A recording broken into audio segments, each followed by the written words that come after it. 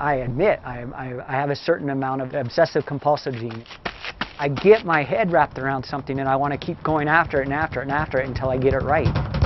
Over the past 2 decades, Matt Carpenter has dominated in high-altitude marathon competition, breaking records around the world at heights of over 17,000 feet.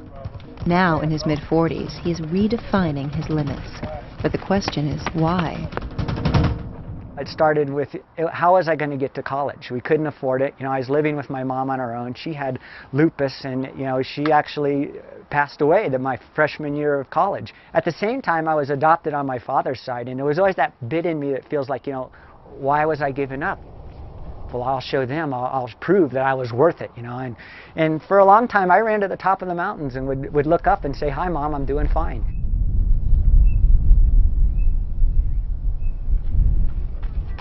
He runs 15 hours a week on and around Pikes Peak in Manitou Springs, Colorado, in altitudes that leave hikers gasping for air. On weekends, he leads runners of all abilities in trail runs reaching elevations of up to 14,000 feet. The evil ones start next week. Today is an easy one, right? Okay, any other announcements? Let's go running.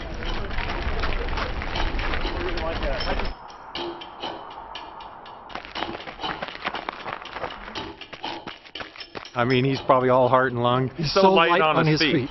Yeah. He's just this big lung running up the trail. We think he's part mountain goat. Yeah. It feels neat to be able to push your body to heights that a lot of people don't think is possible. But Carpenter does have a significant genetic advantage. In 1990, tests conducted at the Olympic Training Facility revealed his exceptionally high VO2 count, which allows him to absorb oxygen more efficiently. VO2 is just the body's ability to deliver oxygen to the muscles. If you're going to have a number in high altitude running, this is a great one to have. At 90.2, his VO2 count is higher than that of Lance Armstrong's and the highest ever recorded for a runner.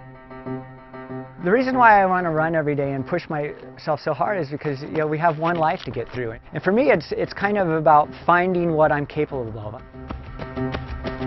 In his late 20s and 30s, he won repeated titles and set course records at Everest, Pikes Peak, and Mount Washington, among others. In 1997, he met his match and future wife, Ivani, when he ran past her during a grueling run.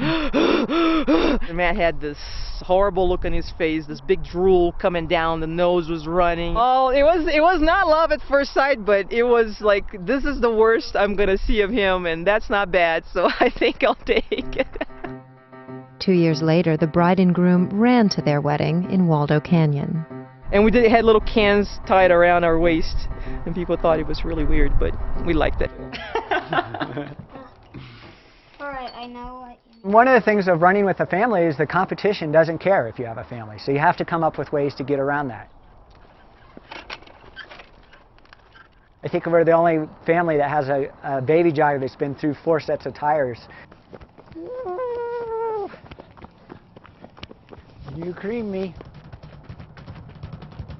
Now, at the age of 44, he's found a renewed focus and energy, winning 6 titles in the past year. But how long can it last? I'm running against guys, some I could be their dad. And you know, it makes it tougher, but it also brings that spark back and that excitement, because I'm not gonna lie, it's great to beat a guy that's 20 years old.